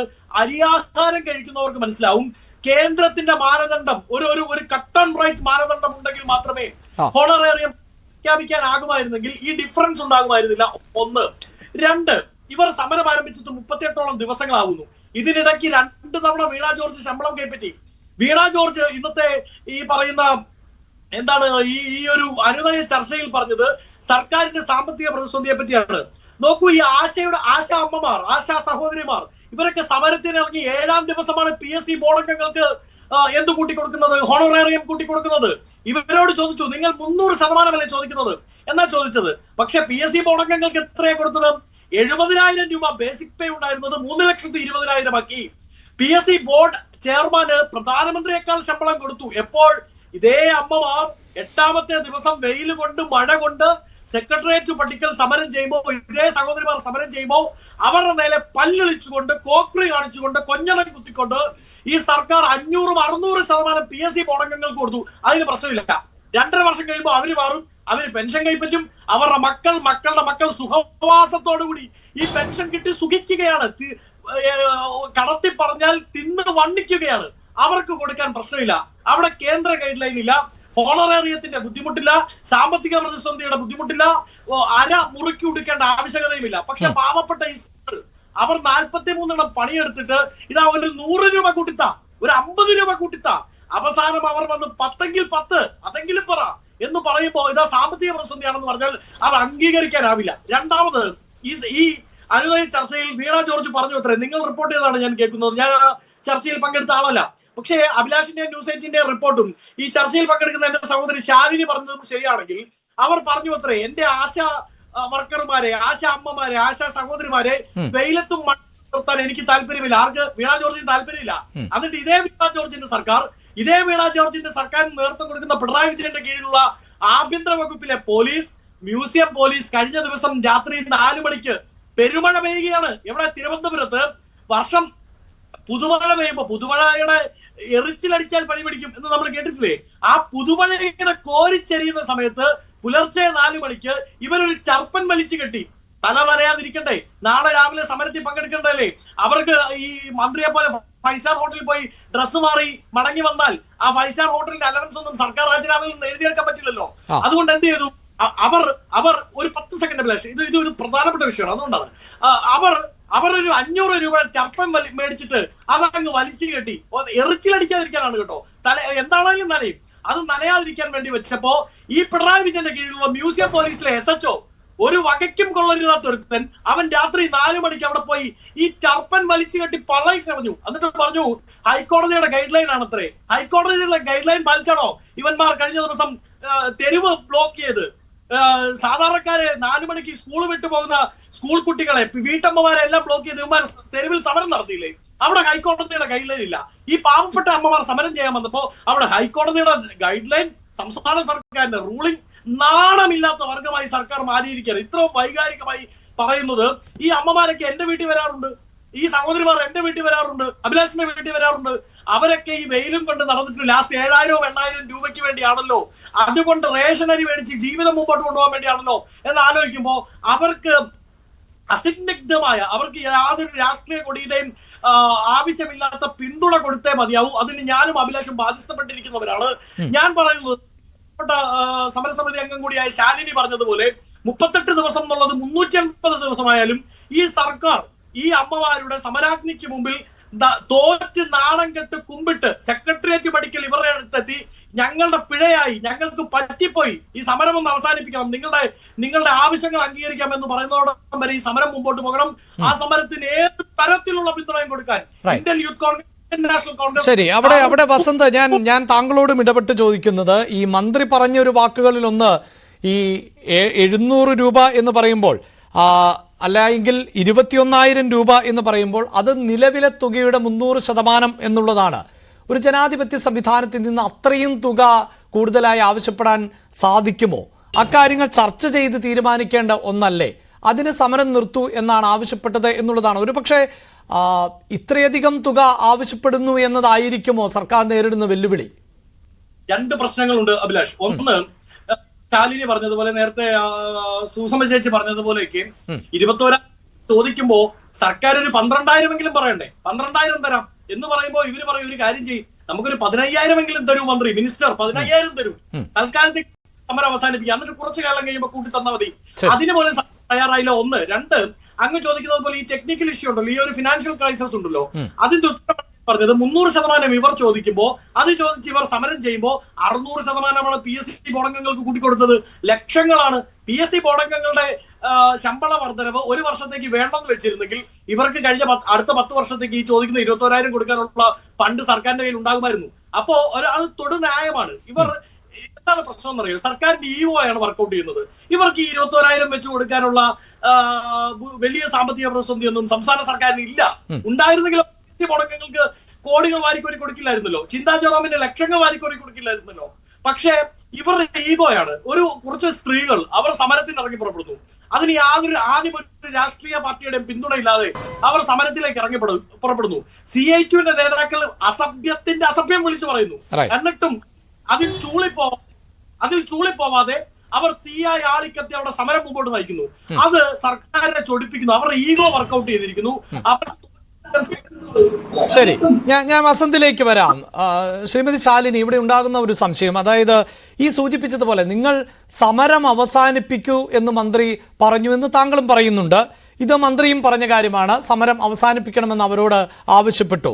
എല്ലാ അനുഭാവപൂർണമായി പരിഗണിക്കാം എന്ന് പറഞ്ഞു എന്ന് പറയുമ്പോഴും ഈ സൂചിപ്പിച്ചതുപോലെ ഒരു നിശ്ചിത തുക അല്ലെങ്കിൽ അതിനപ്പുറത്തേക്കുള്ള ഒരു വർധനവ് ഉറപ്പായും നടത്തും, അല്ലെങ്കിൽ ഒരു നിശ്ചിത തുകയ്ക്കിടയിലുള്ള വർധനവ് നടത്തിത്തരാം, അങ്ങനെ ഏതെങ്കിലും തരത്തിലുള്ള ഒരു നിർദ്ദേശമോ ഫോർമുലയോ എന്തെങ്കിലും ഈ ചർച്ചയുടെ ഭാഗമായി സർക്കാരിന്റെ ഭാഗത്ത് നിന്ന് ഇതുവരെ മുന്നോട്ട് വെച്ചിട്ടുണ്ടോ? ഇല്ല സർ, ഒരു സൂചന പോലും ഞങ്ങളുടെ ആരോഗ്യമന്ത്രി തന്നിട്ടില്ല. ഞങ്ങൾ അങ്ങനെ എന്ത് ചെയ്യാൻ പറ്റും എന്ന് ഞങ്ങളുടെ സമരസമിതിയിൽ ഒരു അംഗം ചോദിച്ചപ്പോഴത്തേക്ക് ജനാധിപത്യ സമൂഹത്തിൽ ഇപ്പൊ നിങ്ങൾ വെച്ച ഡിമാൻഡുകൾ മുന്നോട്ട് കൊണ്ടുപോകാൻ പറ്റില്ല എന്ന രീതിയിലാണ് മന്ത്രി സംസാരിച്ചത്. ഒരു സൂചന പോലും തന്നില്ല. അനുഭാവപൂർണമായ നടപടി സ്വീകരിക്കാം എന്ന് പറഞ്ഞതുകൊണ്ട് ആയില്ലല്ലോ സർ. അവര് കേന്ദ്രത്തിൽ പോകുന്നുണ്ടെന്നാ പറഞ്ഞത്. അടുത്ത ആഴ്ചയില് നമ്മുടെ ആരോഗ്യമന്ത്രി കേന്ദ്ര ആരോഗ്യമന്ത്രിയുമായി ചർച്ച നടത്താൻ പോകുന്നുണ്ടാ പറഞ്ഞത്. സാർ, നമ്മുടെ ഓണറേറിയം വർദ്ധിപ്പിക്കുന്നതിന് വേണ്ടിയിട്ട് കേന്ദ്ര സർക്കാരുമായി കൂടിയാലോചിക്കേണ്ട ആവശ്യമില്ല. ഇൻസെന്റീവ് വർദ്ധിപ്പിക്കുന്നതിന് ചർച്ചയാവാം. പക്ഷേ ഓണറേറിയം വർദ്ധിപ്പിക്കാൻ ഇടതുപക്ഷ സർക്കാരിന്, ഈ തൊഴിലാളി സർക്കാരിന് കഴിഞ്ഞില്ലെങ്കിൽ പിന്നെ ഈ ഇന്ത്യ മഹാരാജ്യത്ത് ഏത് സർക്കാരിന് കഴിയും സാർ? ഇവരല്ലേ തൊഴിലാളികളെ ചേർത്ത് പിടിക്കുന്ന സർക്കാർ. ഇന്നും ആരോഗ്യമന്ത്രി പറഞ്ഞല്ലോ, എന്റെ ആശമാരെ വെയിലത്തും മഴയിൽ ഇരുത്താൻ എനിക്ക് ആഗ്രഹമില്ലെന്ന്. ഞങ്ങൾക്കും ഇവിടെ ഇരിക്കാൻ ഒട്ടും ആഗ്രഹമില്ല മാഡം. ഞങ്ങളും കുടുംബവും കുട്ടികളായിട്ടൊക്കെ കഴിയുന്നവരാ. ഞങ്ങൾ കുടുംബത്തോടൊപ്പം കഴിയാൻ തന്നെ ഞങ്ങളെ ഇഷ്ടം. പക്ഷെ 232 രൂപ കൊണ്ട് ഈ ഒരു ആശയ്ക്കും അവരുടെ കുടുംബം പുലർത്താൻ കഴിയില്ല സാർ. എല്ലാ ആശമാരും സാമ്പത്തിക ഭദ്രത ഉള്ളവരല്ല സാർ. 100 പേരെ എടുക്കുമ്പോൾ അതിൽ 95% പേരും സാമ്പത്തിക പരാധീനം നേരിടുന്നവരാണ്. എന്തുകൊണ്ട് പിന്നെ നിങ്ങൾ ഈ ജോലിയിൽ നിൽക്കുന്നു എന്ന് ചോദിച്ചു കഴിഞ്ഞാൽ ഞങ്ങളുടെ ജോലിയുടെ സമ്മർദ്ദം മുഖാന്തരം ഞങ്ങൾക്ക് മറ്റു പണിക്ക് പോകാൻ കഴിയുന്നില്ല. ഞാനൊരു അർബൻ ആശയാണ്. എന്തിന് ഏതിന് എപ്പോഴും ഞങ്ങളൊരു മരണ വീട്ടിൽ പോയാലും കല്യാണ വീട്ടിൽ പോയാലും ഡയറിയും കഷത്തിടുക്കി പോകേണ്ട ഒരു അവസ്ഥയാണ്. ഞങ്ങൾ അതൊക്കെ ഇനച്ചമ്മിനോട് പറഞ്ഞിട്ടുണ്ട്, അത് ഒരു പരിഹരിക്കാമെന്നും പറഞ്ഞിട്ടുണ്ട്. വെറും വെള്ളത്തിൽ വരച്ച ഞാൻ അവിടെ ഒന്ന് ഇടപെടുന്നത് താങ്കൾ ഇപ്പോൾ പറഞ്ഞു, എനിക്കും മനസ്സിലാവും ആശാവർക്കർമാരുടെ ജോലി ഭാരത്തെ കുറിച്ച്. പക്ഷെ അവിടെ മന്ത്രി പറയുന്നുണ്ട് ചില ആളുകളൊക്കെ തെറ്റിദ്ധരിപ്പിക്കുന്നുണ്ട് ഈ സമരസമിതിയെ അല്ലെങ്കിൽ സമരത്തിലേക്ക് ഇറങ്ങിയവരെ എന്നുള്ളതാണ്. അതിലൊന്ന് മന്ത്രി സൂചിപ്പിച്ചത് താങ്കൾ ഈ പറഞ്ഞത് തന്നെയാണ്. അതായത് ആശാവർക്കർമാർക്ക് മറ്റു ജോലികൾക്ക് പോകാൻ പാടില്ല എന്നുള്ള ഒരു നിബന്ധന മുന്നോട്ട് വെച്ചിരുന്നു. അത് കോവിഡ് സമയത്ത് മാത്രമാണ്. അതിനുശേഷം അത് മാറ്റുന്ന സാഹചര്യം ഉണ്ടാകുന്നു. അപ്പോൾ അങ്ങനെയുള്ള ചില തെറ്റിദ്ധാരണകളൊക്കെ ഈ ചർച്ചയിലൂടെ പരിഹരിക്കപ്പെട്ടിട്ടുണ്ട് എന്ന് മന്ത്രി പറയുന്നുണ്ട്. അത് NHOയുമായിട്ട് തീരുമാനം എടുക്കാൻ പറഞ്ഞിട്ടുണ്ട്. പക്ഷേ ഞങ്ങൾ ഈ നിമിഷം വരെ, അതായത് കഴിഞ്ഞ നിമിഷം വരെ ഞങ്ങളുടെ ആശാ വർക്കർമാർ ചെയ്തുകൊണ്ടിരുന്ന ജോലി എന്തെന്ന് വെച്ച് കഴിഞ്ഞാൽ, ഞങ്ങൾ എന്തെങ്കിലും പറയുമ്പോൾ ഞങ്ങൾക്ക് കിട്ടുന്നത്, ഞങ്ങളുടെ PHSCകളിൽ നിന്ന് കിട്ടുന്ന മറുപടി എന്തെന്ന് വെച്ചാൽ 24/7 എന്നാണ് അവർ പറയുന്നത്. ഇന്ന് അപ്പൊ NHMകാര് പറയുക, നിങ്ങൾ ഡെയിലി അങ്ങനെ നിങ്ങളെ പോകാൻ പറഞ്ഞിട്ടില്ലല്ലോ എന്ന് ഇന്ന് അവർ പറയുന്നു. പക്ഷേ ഞങ്ങൾ ഡെയിലി ഫീൽഡിൽ പോകുന്നവരാണ്. അപ്പൊ മനസ്സിലായില്ലേ സാർ, ഇതാണ് സന്നദ്ധ പ്രവർത്തനവും നിർബന്ധിത ജോലിയും തമ്മിലുള്ള ഒരു കൂട്ടിക്കൊടക്കലാണ് ഇതിനകത്ത് നടക്കുന്നത്. ആ കൺഫ്യൂഷൻ മാറ്റിത്തരാമെന്നവർ പറഞ്ഞിട്ടുണ്ട്. ഇനി അതാത് 3 മാസം കൂടുമ്പോൾ ഞങ്ങളുടെ യൂണിയൻ നേതാക്കളുമായി, ആശാ ഹെൽത്ത് വർക്കേഴ്സിന്റെ യൂണിയൻ നേതാക്കളെ ചർച്ചയ്ക്ക് വിളിച്ച് ആശാമാരുടെ പ്രശ്നങ്ങൾ പരിഹരിക്കാമെന്ന് NHMും മന്ത്രിയും പറഞ്ഞിട്ടുണ്ട്. അത് ഓക്കെ, നിൽക്കട്ടെ. പക്ഷെ അതല്ല ഞങ്ങളുടെ ഇപ്പൊ പ്രധാന ഡിമാൻഡ്. 21,000 രൂപ എന്ന ഞങ്ങളുടെ ഓണറേറിയമാണ്, ഞങ്ങളുടെ പെൻഷനാണ്, ഞങ്ങളുടെ റിട്ടയർമെന്റ് ആനുകൂല്യമാണ്. ഇതിൽ സർക്കാരിന് എന്ത് ചെയ്യാൻ കഴിയും? അതാണ് ഞങ്ങൾ ഒരു ഡിമാൻഡ് മുന്നോട്ട് വെച്ചു. പക്ഷേ സർക്കാരിന് അതിൽ എന്ത് നടപടി എടുക്കാൻ കഴിയുമെന്നത് സർക്കാരാണ് സാർ പറയേണ്ടത്. അതിലേക്ക് വരേണ്ടത്, ഒരു ഒത്തുതീർപ്പിൽ എത്തേണ്ടത് സർക്കാരാണ്. നിഷ്പക്ഷമായ ഒരു നിലപാടെടുക്കേണ്ടത് നമ്മുടെ ഇടതുപക്ഷ സർക്കാരാണ്. അവർ PSC മെമ്പേഴ്സിനെ കൂട്ടിക്കൊടുത്തു. നമ്മുടെ കേന്ദ്രത്തിലിരിക്കുന്ന നമ്മുടെ KV തോമസ് എന്ന് പറഞ്ഞ അദ്ദേഹത്തിന് കൂട്ടിക്കൊടുത്തു. ഗവൺമെന്റ് വക്കീലന്മാർക്ക് കൂട്ടിക്കൊടുത്തു. അവരുടെ ഇഷ്ടക്കാർക്കെല്ലാം വാരിക്കോരി കൊടുത്തു. ഞങ്ങൾ ഈ ഒരു വെയിലത്തും പെരുമഴയത്തും ഇവിടെ ഇരിക്കുമ്പോഴാണ് ഞങ്ങളുടെ കൺമുമ്പിൽ ഇതൊക്കെ അവർ കാട്ടിക്കൂട്ടിയത്. സാർ, ഞങ്ങൾ ഒരു ഭരണകൂടത്തെ അട്ടിമറിക്കാനോ ആരുടെയും മന്ത്രിക്കസര മോഹിച്ച് വന്നവരല്ല സാർ. ഡെയിലി ഞങ്ങളുടെ വീടുകളിൽ അടുപ്പെരിയണം, ഞങ്ങളുടെ കുട്ടികൾക്ക് ആഹാരം കൊടുക്കണം, ഞങ്ങൾക്ക് കഴിയണം, ഞങ്ങളുടെ നിത്യ ചിലവുകൾ ഞങ്ങൾക്ക് നടന്നു പോകണം. ഞങ്ങൾ കോടികൾ ആസ്തിയുള്ളവരൊന്നും അല്ല സാർ. ചോർന്നൊലിക്കുന്ന വീട്ടിലാണ് മിക്കവരും കഴിയുന്നത്. അതാണ് ഞങ്ങളുടെ അവസ്ഥ. ഞങ്ങളെ ഈ ഫീൽഡിലേക്ക് ഇറങ്ങി പോകുമ്പോഴേ ഞങ്ങൾ ആരോടും പറഞ്ഞിട്ടില്ല ഇത്ര രൂപയാണ് കിട്ടുന്നത്. ഇപ്പോഴാണ് ജനം അത് അറിയുന്നത്. ഞങ്ങൾ ഗവൺമെന്റിന്റെ ഭാഗത്തു നിന്ന് പോകുന്ന ഒരു എംപ്ലോയി എന്ന നിലയിൽ പോകുമ്പോൾ ഞങ്ങൾക്ക് ഉണ്ണാനില്ലെങ്കിലും ഞങ്ങൾ നല്ല ഡ്രസ്സ് ചെയ്ത് മുഖത്തൊരു പുഞ്ചിരിയായി മറ്റുള്ളവരുടെ പ്രശ്നങ്ങൾ കേൾക്കാനും പരിഹരിക്കാനും പോകുന്നവരാണ്. ഞങ്ങളുടെ സങ്കടങ്ങൾ ഞങ്ങൾ ആരോടും പറഞ്ഞിട്ടില്ല. പക്ഷെ ഇന്ന് NHM ഓഫീസിൽ പോയപ്പോൾ വ്യക്തിപരമായി ഞങ്ങൾ 2 ആശമാരും, ഒരു ചേച്ചിയുടെ ഹസ്ബൻഡ് ഡയാലിസിസ് ചെയ്യുന്നു, ഞാൻ എന്റെ കുടുംബ പ്രശ്നവും അവരോട് പറഞ്ഞു. സാർ, ഇതാണ് ഞങ്ങളുടെ അവസ്ഥ. അപ്പൊ അവർക്കും അതിൽ ഒരു അനുകൂലമായ ഇതുണ്ട്. പക്ഷേ ഗവൺമെന്റ് പറയുന്നത് ഒരു ഗവൺമെന്റ് സ്റ്റാഫിന് അനുസരിക്കാൻ പറ്റുകയുള്ളൂ. അവർക്ക് NHM എന്ന് പറഞ്ഞാൽ അവർക്ക് അങ്ങനെ തീരുമാനം എടുക്കാൻ പറ്റുള്ളൂ. സ്റ്റേറ്റ് ഗവൺമെന്റ് ആണ് അത് കൊടുക്കുന്നത്. ഞാൻ വളരെ പെട്ടെന്ന് അഡ്വക്കേറ്റ് BN ഹസ്കർ, ഇതാ ഇവിടെ ഈ ശാലിനി സൂചിപ്പിച്ച കാര്യം, അതായത് നമുക്ക് ചുറ്റുമുള്ള ആശാവർക്കർമാരെ, ഒരുപക്ഷെ ഈ ചർച്ച കേൾക്കുന്ന ഏതൊരു വ്യക്തിയും അവരുടെ വീട്ടിലേക്ക് എത്തുന്ന ആശാവർക്കറുടെ ഒരു സാമൂഹിക പശ്ചാത്തലം എന്തായിരിക്കും? കുടുംബ പശ്ചാത്തലം എന്തായിരിക്കുമെന്നൊന്ന് സ്വയം ചിന്തിച്ചാൽ മതി. 232 രൂപ ഒരു ദിവസത്തെ വരുമാനത്തിന് വേണ്ടി ഈ സ്ത്രീകൾ ഇറങ്ങി പുറപ്പെടുന്നുണ്ടെങ്കിൽ അത് അത്തരമൊരു ജീവിത സാഹചര്യത്തിൽ നിന്നുകൂടിയായിരിക്കണം. നോക്കൂ ഭാസ്കർ, നമ്മൾ എപ്പോഴും മലയാളികൾ അഭിമാനം കൊള്ളാറില്ലേ, ഇന്ത്യയിലെ തന്നെ ഏറ്റവും ഉയർന്ന കൂലി അത് കേരളത്തിലാണ്, ഇന്ത്യയിൽ ഏറ്റവും ജീവിത നിലവാരം ഉള്ളവർ കേരളത്തിലാണ്. അങ്ങനെയൊക്കെ അഭിമാനം കൊള്ളുന്ന നമ്മൾ ആണ് ഈ ജോലി ചെയ്യുന്ന ആശമാർക്ക് ഒരു നിശ്ചിത വരുമാനം കൊടുക്കാൻ തയ്യാറാകാത്തത്. അവരുടെ ആവശ്യങ്ങൾ ന്യായമാണ് എന്ന് പൊതുസമൂഹത്തിന് ബോധ്യപ്പെടുന്ന ഒന്നുണ്ട്. അവർ ഇപ്പോൾ ആവശ്യപ്പെടുന്നത് 21,000 രൂപയാണ്, അത് 300%. എങ്കിൽ ശരി, ഈ സർക്കാരിന് നിലവിലെ സാഹചര്യത്തിൽ ഇത്ര ശതമാനമേ കൂട്ടാൻ പറ്റൂ എന്നെങ്കിലും പറയാൻ നമ്മുടെ ഭരണ സംവിധാനത്തിന് സാധിക്കണ്ടേ? ഇതില് ആശമാർ നടത്തുന്ന സമരത്തെ വളരെ അനുഭാവപൂർവ്വം പരിഗണിക്കണം എന്ന നിലപാട് തന്നെയാണ് ഇടതുപക്ഷത്തിന്റെ ഓരോ അംഗങ്ങൾക്കുള്ളത്. സ്വാഭാവികമായി എന്തുകൊണ്ട് ആശമാർ ഇത്തരത്തിൽ ഇപ്പോ സമരസമിതിയുടെ നേതൃത്വത്തിൽ തിരുവനന്തപുരം സെക്രട്ടേറിയറ്റിന് മുമ്പിൽ കഴിഞ്ഞ 32 ദിവസമായി സമരം ചെയ്യുന്നു എന്ന വസ്തുത കൂടി പരിശോധിച്ചിട്ട് വേണം ഇതിലേക്ക് പോകാൻ. 2016 സംസ്ഥാന സർക്കാർ ആദ്യ പിണറായി സർക്കാർ അധികാരത്തിലേൽക്കുമ്പോൾ ആശമാരുടെ ഓണറേറിയം എന്ന് പറയുന്നത് 1000 രൂപയായിരുന്നു. ഇന്ന് 2025 നിൽക്കുമ്പോൾ 7 ഇരട്ടി വർദ്ധിപ്പിച്ചുകൊണ്ട് 7000 രൂപയായി രാജ്യത്ത് ഏറ്റവും കൂടുതൽ ഓണറേറിയം നൽകുന്ന സംസ്ഥാനമായി കേരളം മാറിയിട്ടുണ്ട്. നൽകുന്ന സംസ്ഥാനമാണ്, തെറ്റിദ്ധരിക്കപ്പെടരുത്. ആരെങ്കിലും വാഗ്ദാനം നൽകിയിട്ടുണ്ടെങ്കിൽ അതല്ല പറയുന്നത്. 10,000 വാഗ്ദാനം നൽകിയ സംസ്ഥാനങ്ങളുണ്ട്, കൊടുത്തിട്ടുള്ള സംസ്ഥാനമാണ് കേരളം എന്ന് പറയുന്നത്. 1. 2, ആശമാരുടെ അടിസ്ഥാനപരമായ പ്രശ്നം സന്നദ്ധ സേവന പ്രവർത്തകരായി തുടരുന്നതാണ്. ഇവരെ സംബന്ധിച്ചിടത്തോളം 26,125 ആശാ വർക്കർമാർ കേരളത്തിലുണ്ട്. അവരെ സംബന്ധിച്ച് അവർ നേരിടുന്ന ഏറ്റവും വലിയ പ്രതിസന്ധി എന്ന് പറയുന്നത് അവർ സന്നദ്ധ പ്രവർത്തകരായി നിൽക്കുക എന്നുള്ളതാണ്. 2014 ഇന്ത്യൻ ലേബർ കോൺഫറൻസ് അവസാനമായി രാജ്യത്ത് കൂടിയിട്ടുള്ളത്. ആ ലേബർ കോൺഫറൻസിലടക്കം CITU അടക്കമുള്ള സംഘടനകൾ ആവശ്യമുന്നയിച്ചിരുന്നത് സന്നദ്ധ സേവന പ്രവർത്തകരായിട്ടുള്ള ആശമാരടക്കമുള്ള സന്നദ്ധ സേവന പ്രവർത്തകരെ തൊഴിലാളികളായി അംഗീകരിക്കണമെന്നാണ്. എന്തുകൊണ്ട് ഈ സമരത്തിന്റെ ആവശ്യകത അവർ തൊഴിലാളികളായി പ്രഖ്യാപിക്കണമെന്ന് ഇവർ ആവശ്യപ്പെടുന്നില്ല. അങ്ങനെ തൊഴിലാളിയായി പ്രഖ്യാപിക്കണമെങ്കിൽ അത് കേന്ദ്ര സർക്കാരിന് മാത്രമേ പ്രഖ്യാപിക്കാനാവൂ. സംസ്ഥാന സർക്കാരിന് അതിൽ യാതൊരു നിയന്ത്രണം ഇല്ല. അപ്പൊ തൊഴിലാളിയായി പ്രഖ്യാപിച്ചു കഴിഞ്ഞാൽ ഇവർ മിനിമം വേജസ് ആക്ടിന്റെ പരിധിയിൽ വരും. EPF, ഗ്രാറ്റുവിറ്റി, PF, ESI തുടങ്ങിയിട്ടുള്ള ആനുകൂല്യങ്ങളും വിരമിക്കൽ ആനുകൂല്യങ്ങൾ അടക്കമുള്ള മുഴുവൻ ആനുകൂല്യങ്ങൾ ലഭിക്കുന്നതിനുള്ള അർഹത കേരളത്തിലെ ആശമാർക്കുണ്ടാവും.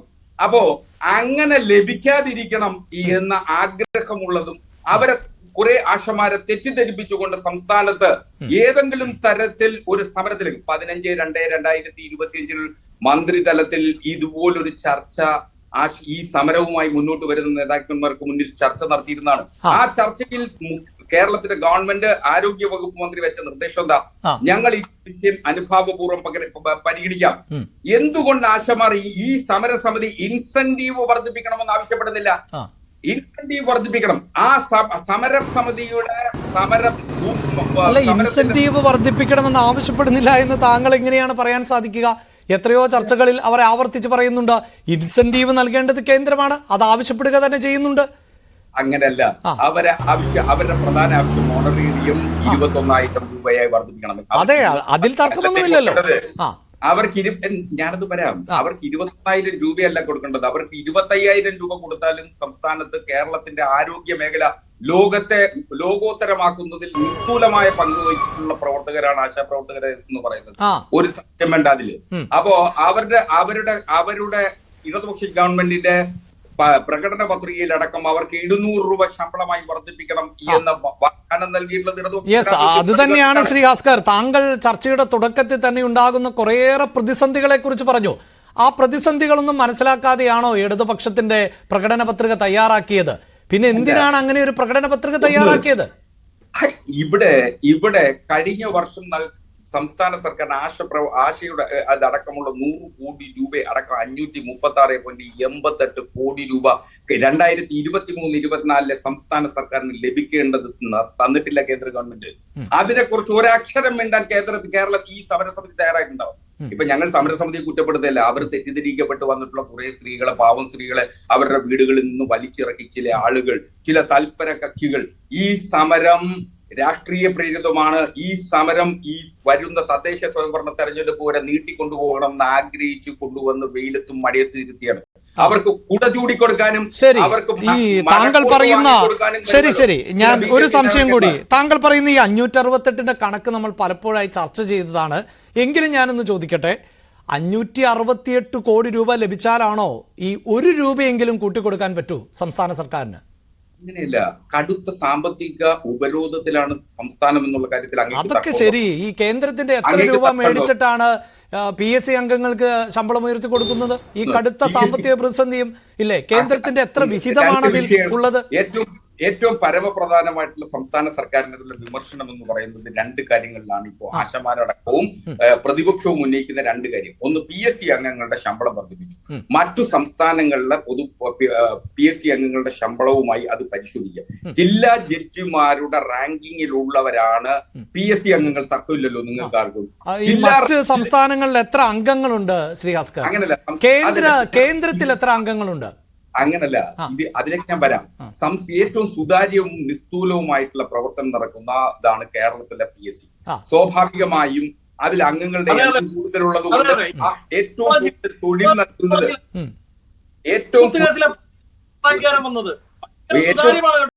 അല്ല വസന്ത്, എന്റെ സമയല്ലേ അവിടെ മിണ്ടായിരിക്കേ. വസന്ത് അവിടെ മിണ്ടായിരിക്കേ. ഇതിപ്പോ എന്റെ സമയല്ലേ. വസന്തിലേക്ക് വരാം. ഭാസ്കർ പറയട്ടെ. അല്ല, ഞാനെന്ത് ഇടപെടുന്നത്? വസന്ത് ഇവിടെ ശാലിനിക്കും വസന്തിനും മറുപടി നൽകേണ്ടത് ഭാസ്കറാണ്. അതുകൊണ്ടാണ് അദ്ദേഹം പറഞ്ഞു കഴിയട്ടെ, നമുക്ക് വരാം. ഭാസ്കർ അതിൽ വലിയൊരു നുണയുണ്ട്, അത് തിരുത്തി പോണം. അവർ പറയുന്നത് ജില്ലാ ജഡ്ജിമാരുടെ റാങ്കിൽ ഇരിക്കുന്നവർക്ക് സ്വാഭാവികമായും ആ റാങ്കിങ്ങിലുള്ള സാലറി കൊടുക്കണമെന്നാണ്. തെറ്റാണ്, വളരെ വലിയ തെറ്റാണ്. അതൊന്നും അങ്ങനെ നിയമപരമായി കാര്യങ്ങളൊന്നും ഉണ്ട് എന്ന് എനിക്കും തോന്നുന്നില്ല. അതെന്തുമാകട്ടെ, ക്യാബിനറ്റിന് തീരുമാനിക്കാമെന്നാണ് വളരെ കൃത്യമായി നിയമം പറയുന്നത്. ആ ക്യാബിനറ്റ് ഡിസിഷൻ അടിയന്തരമായി, അത് ഈ അമ്മമാർ 8ാം ദിവസം സമരം ചെയ്യുമ്പോ നിങ്ങൾ എന്തിനെടുത്തു അതവിടെ നിൽക്കുന്നു. PSC ബോർഡംഗങ്ങളുടെ ഇത് വെസ്റ്റ് ബംഗാളിൽ അതാണോ, ത്രിപുരയിൽ അതാണോ, ഡൽഹിയിൽ അതാണോ? ത്രിപുരയിലെ കണക്കെന്ന് പറഞ്ഞേ, ത്രിപുരയിൽ എത്ര രൂപ കൊടുക്കുന്നത് അറിയാമോ? സംഭവിച്ചില്ല, സിനിമയെ ചോദിക്കുന്ന എനിക്ക് പറയാതെ പോളണ്ടിൽ എന്ത് സംഭവിച്ചു? ഭാസ്കർ താങ്കൾ തുടരും. ഞാൻ വളരെ എത്താം. ശ്രീ വസന്ത്, ഞാൻ വളരെ പെട്ടെന്ന് എത്താം. ഭാസ്കർ പറയും. ഒന്ന്, അപ്പോ ജില്ലാ ജഡ്ജിമാരുടെ റാങ്കിങ്ങിലുള്ള അല്ലെങ്കിൽ ആ നിലപാടിലുള്ള ആളുകൾക്ക് നിശ്ചയമായും ശമ്പളം നൽകേണ്ടത് ഉത്തരവാദിത്തം സംസ്ഥാന സർക്കാരിനുണ്ട്. ആ രീതിയിൽ അവരുടെ ശമ്പളം പരിഷ്കരിച്ചിട്ടുണ്ട്. 2, സംസ്ഥാനത്തെ ഗവൺമെന്റ് ലീഡർമാരുടെ ശമ്പള വർധനവിനെ സംബന്ധിച്ചാണ് മറ്റൊരു കാര്യം പറയുന്നത്. 70,000 രൂപ മുതൽ 1 ലക്ഷം രൂപ വരെ ശമ്പളം ഉണ്ടായിരുന്നവരാണ്. 15 കൊല്ലമായി സംസ്ഥാനത്തെ ഗവൺമെന്റ് ലീഡർമാരുടെ ശമ്പളം വർദ്ധിപ്പിച്ചിട്ട് 2016 1000 രൂപ ഉണ്ടായിരുന്നത് 7 ഇരട്ടി വർദ്ധിപ്പിച്ചു ആശമാരുടേത്. കഴിഞ്ഞ 10 കൊല്ലത്തിനിടയിൽ സംസ്ഥാനത്തെ ഗവൺമെന്റ് ലീഡർമാരുടെ ശമ്പളം വർദ്ധിപ്പിച്ചിട്ടില്ല. പക്ഷേ അവിടെ ശ്രീ ഭാസ്കർ, താങ്കൾ പറയുന്നതൊക്കെ കണക്കിന്റെ കളികളല്ലേ? അതിനപ്പുറത്ത് ഒരു സാമാന്യ ജനത്തിന്റെ ജീവിത സാഹചര്യത്തെ വെച്ചുകൊണ്ടല്ലേ നമ്മൾ മോണിറ്റർ ചെയ്യേണ്ടത്? താങ്കൾ ഈ പറയുന്നത് പോലെ, അതായത് ഒരു വിഭാഗം ആളുകൾക്ക് വർഷങ്ങളായി 70,000 രൂപ കിട്ടുന്നുണ്ട് എങ്കിൽ അത് ഇന്നലകളിൽ വലിയ തുകയാണ്, ഇന്നത് ചെറിയ തുകയാണ്. അതുകൊണ്ട് 100 രൂപ കിട്ടുന്നവൻ ആ 100 രൂപ കൊണ്ട് ജീവിച്ചാൽ മതി, അവന് 1000 ആക്കി കൊടുത്തില്ലേ എന്ന് ചോദിക്കുന്നതിൻ്റെ ഒരു യുക്തി എങ്ങനെയാണ് പൊരുത്തപ്പെടുക? നമ്മളൊരു സാമാന്യ സമൂഹത്തിന് ജീവിക്കാൻ വേണ്ട, ഒരു കുടുംബത്തിന് ജീവിക്കാൻ വേണ്ട, ഇതൊന്നും വേണ്ടെന്നേ. കേരളത്തിലെ ഒരു സാധാരണക്കാരൻ 1 മണിക്കൂർ അധ്വാനിച്ചാൽ അവന് നൽകുന്ന കൂലിക്കൊരു ശരാശരിയായ ഇടമുണ്ടല്ലോ, ഒരു കണക്കുണ്ടല്ലോ. അതുമായെങ്കിലും ഒന്ന് പൊരുത്തപ്പെട്ടാൽ മതി. താങ്കൾ ഈ പറഞ്ഞവരൊക്കെ വലിയ വിദ്യാഭ്യാസ യോഗ്യതയൊക്കെ ഉള്ളവരായിരിക്കാം. പക്ഷെ PSC അംഗങ്ങൾക്കൊക്കെ യോഗ്യത എന്ന് പറയുന്നത് എന്താ എന്ന് ഞാൻ പറയണോ? അല്ല, അഭിലാഷ്, ഇതിൽ ഇപ്പൊ ഗവൺമെന്റ് ലീഡർമാരെ സംബന്ധിച്ചിടത്തോളം അതെ ഗവൺമെന്റ് ലീഡർമാർക്ക് ശരിയല്ല, അത് ഞാൻ അംഗീകരിച്ചു. അവർ അധ്വാനിക്കുന്നുണ്ട്, അവർക്ക് കുറച്ച് തുക. രാവിലെ 8 മണി മുതൽ രാത്രി 8:30-9 മണി വരെ 12-13 മണിക്കൂർ വർക്ക് ചെയ്യുന്ന ഗവൺമെന്റ് ലീഡർമാരാണ് ഹൈക്കോടതിയിലുള്ളത്. അവർക്ക് കിട്ടുന്ന തുച്ഛമായ ശമ്പളമാണ്. PSC അംഗങ്ങളുടെ അധ്വാനമോ? ഞാൻ അതിലേക്ക് വരാം. PSC അംഗങ്ങളുടെ കാര്യം കൂടെ വരാം. 2-3 മണിക്കൂർ മാത്രം അവരെക്കാളും ഒരുപക്ഷെ അത്രയും ശേഷിയോ കാര്യപ്രാപ്തിയോ ഇല്ലാത്ത മറ്റ് അഭിഭാഷകർക്ക് ഇതിനേക്കാൾ കൂടുതൽ ദിവസം വരുമാനം കിട്ടുന്ന സ്ഥലമാണ് കേരള ഹൈക്കോടതി. അപ്പോ സ്വാഭാവികമായും അവർക്ക് ശമ്പളം വർദ്ധിപ്പിക്കേണ്ടതിന്റെ ഉത്തരവാദിത്വം 10 കൊല്ലത്തിനിടയിൽ നാളിതുവരെ വർദ്ധിപ്പിച്ചിട്ടില്ലെന്നേ. വസ്തുതയായിട്ട് കാണാം. അതിനെയും ആശമാരുടെ ശമ്പളം വർദ്ധിപ്പിച്ചില്ല. അതൊക്കെ താങ്കൾ പറഞ്ഞത് ശരിയാണെന്ന്. ഈ 10ാം ക്ലാസ് പോലും പാസ്സാവാത്ത PSC-കാരുടെ കാര്യമോ? അല്ല, അതിൽ 10ാം ക്ലാസ് പാസ്സാവാത്ത PSC അംഗങ്ങൾ ആരെങ്കിലും ഉണ്ടോ എന്നുള്ളത് എനിക്ക് അല്ല, എന്താ അതിന്റെ യോഗ്യത താങ്കൾ പറയൂ. എന്താണ് വിദ്യാഭ്യാസ യോഗ്യത? എന്താണ് അവരുടെ അധ്വാനം? താങ്കൾ ഈ പറയുന്നത് പോലെ 3 ലക്ഷം രൂപയ്ക്ക് മുകളിൽ ശമ്പളം വാങ്ങാൻ തക്ക എന്ത് വിദ്യാഭ്യാസ യോഗ്യത, എന്ത് അധ്വാനം? കേരളത്തിലെ PSC അംഗങ്ങളുടെ വിദ്യാഭ്യാസ യോഗ്യത അങ്ങ് പരിശോധിക്കും. അവർക്ക് ആർക്കെങ്കിലും വിദ്യാഭ്യാസ യോഗ്യതയിൽ ഏതെങ്കിലും അപര്യാപ്തതയുണ്ട് എന്ന് ഞാൻ കരുതുന്ന ആളുകളല്ല. അവരുടെ അനുഭവം. ശരി ശരി, റൈറ്റ് ഹസ്കർ. എന്തായാലും ഞാൻ നിങ്ങളും 6 വർഷത്തേക്ക് പലരെയും നിയമിച്ചിട്ടുണ്ട്, പലരെയും അല്ല, അതിലിപ്പോൾ എല്ലാ രാഷ്ട്രീയ പാർട്ടികളും ആരുമാകട്ടെ. അവിടെ താങ്കൾ ഈ പറഞ്ഞെടുത്ത് 1-2 തവണ ശാലിനി കൈ ഉയർത്തുന്നുണ്ടായിരുന്നു. ശാലിനി പറയൂ. സാർ, ഞാൻ ഒന്നാമത് അസ്കർ സാറിന് ഒരു മറുപടി എടുത്തോട്ടെ. സാർ, ഞങ്ങൾ തെറ്റിദ്ധരിക്കപ്പെട്ടും ആട്ടിത്തെളിച്ച് വന്നവരല്ല സാർ. ഈ ഇരിക്കുന്ന എന്റെ വിദ്യാഭ്യാസ യോഗ്യത സാറിന് അറിയാമോ? ഞാൻ ഡിഗ്രിക്കാരിയാ.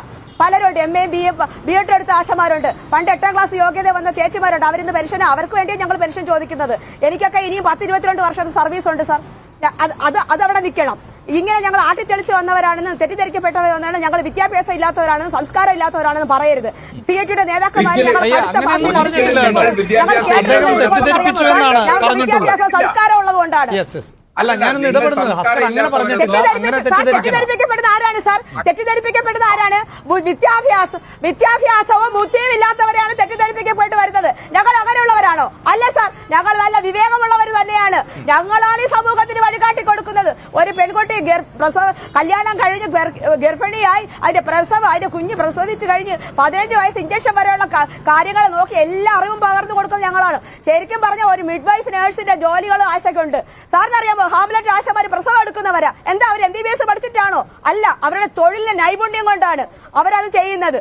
അത് മനസ്സിലാക്കണം സാർ. ഇങ്ങനെ തെറ്റിദ്ധരിപ്പിച്ച് വന്ന ഒരാൾക്ക് പ്രസവം എടുക്കാൻ പറ്റുമോ? CPR കൊടുക്കാൻ പറ്റുമോ സാർ? ഒരു തൊണ്ടയില് എന്തെങ്കിലും ഒരു കുഞ്ഞിന്റെ അല്ലെങ്കിൽ ഒരാളുടെ ആയിട്ട് എന്തെങ്കിലും കുടുങ്ങിപ്പോയാൽ അത് തിരിച്ചെടുക്കാൻ ഈ പറയുന്ന ആർക്കെങ്കിലും പറ്റുമോ? സാറിന് കഴിയുമോ പെട്ടെന്ന്? എന്നാൽ ഞങ്ങൾക്ക് കഴിയും സാർ. അപ്പൊ ഞങ്ങൾ തെറ്റിദ്ധരിക്കപ്പെട്ട് വന്നവരാ, വിദ്യാഭ്യാസം ഇല്ലാത്തവരല്ല. 9 മൊഡ്യൂൾ ട്രെയിനിങ് പാസ്സായ ആശമാരാണ് ഞങ്ങളുടെ കൂടെ ഉള്ളത്. ഇത് ഞങ്ങളെ പിരിച്ചുവിടുമെന്ന് ഭീഷണിപ്പെടുത്തിക്കൊണ്ട് വോളണ്ടിയേഴ്സിനെ എടുത്തല്ലോ. അവരെ കൊണ്ട് പറ്റുമോ? ഞങ്ങളുടെ ഏരിയകളിലോട്ട് ചെന്നാലേ നാട്ടുകാരെ ആട്ടി ഓടിക്കും. ഞങ്ങൾ പിന്മാറി നിന്ന് ആശമാര് പോലും സർവേക്ക് ചെല്ലുമ്പോൾ നിങ്ങൾ സെക്രട്ടറിയുടെ നടയിൽ പോകും, നിങ്ങൾക്ക് വേണ്ടിയല്ലേ അവർ സമരം ചെയ്ത് പറഞ്ഞ ആശമാരെ പൊതുജനം തിരുത്തി ഓടിക്കുന്നത്. അപ്പൊ അങ്ങനെ തെറ്റിദ്ധരിച്ചു എന്നൊരു വാക്ക് പറഞ്ഞതിൽ തെറ്റിദ്ധരിപ്പിക്കപ്പെട്ട് വന്നു, ആരെങ്കിലും ഉപദേശം കേട്ട് വന്നു. അല്ല സാർ, അസംഘടിത മേഖലയിൽ പ്രവർത്തിക്കുന്ന ഏതൊരു തൊഴിലാളിക്കും നേതൃത്വം കൊടുക്കുവാൻ ഈ ഇന്ത്യൻ ജനാധിപത്യ സമൂഹത്തിൽ ട്രേഡ് യൂണിയന്റെ മാനദണ്ഡം അനുസരിച്ച് ഏതൊരു വ്യക്തിക്ക് നേതാവാം, ഏതൊരു വ്യക്തിക്ക് മുന്നോട്ട് നിൽക്കാം, അവരുടെ ആവശ്യങ്ങൾ ഗവൺമെന്റിനെ അറിയിക്കാൻ സാർ.